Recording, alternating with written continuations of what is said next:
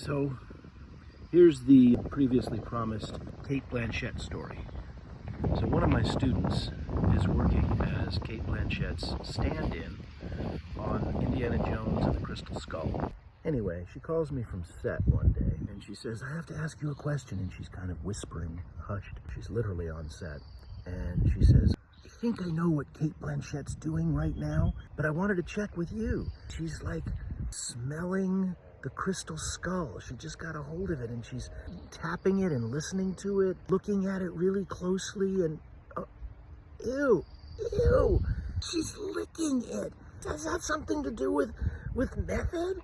When I stopped laughing, I said, yes, that's exactly what we were working on before you left. It's an object exercise, or in her case, she's doing the work. She's preparing an object to use. Turns out she had her own crystal skull that she was using. Essentially, in method, you imbue the object with emotion. I won't get into the specifics of how. That's a part of the technique. And she was using her own crystal skull, quote unquote. When she got to set, they gave her the real one that they're going to use in the film. And so she did what's called substitution. She took the work that she did with her own crystal skull and she put it into the crystal skull that was really going to be used in the movie. And I know some of this sounds really in the weeds, all this imbuing emotion into an object and blah, blah.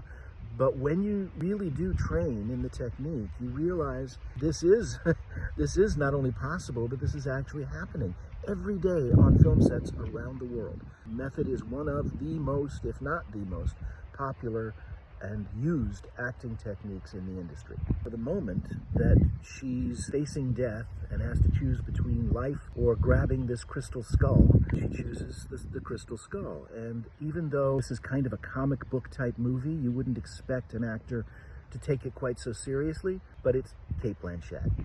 So she does this object work with the crystal skull to the point where she even tastes it, and then she uses it. And all I can say is, you don't have to watch the movie, but check out the final scenes where she's falling into some kind of a pit or something. She has a choice between taking Indiana Jones's hand or reaching for the crystal skull and probably dying. And of course, she chooses the latter.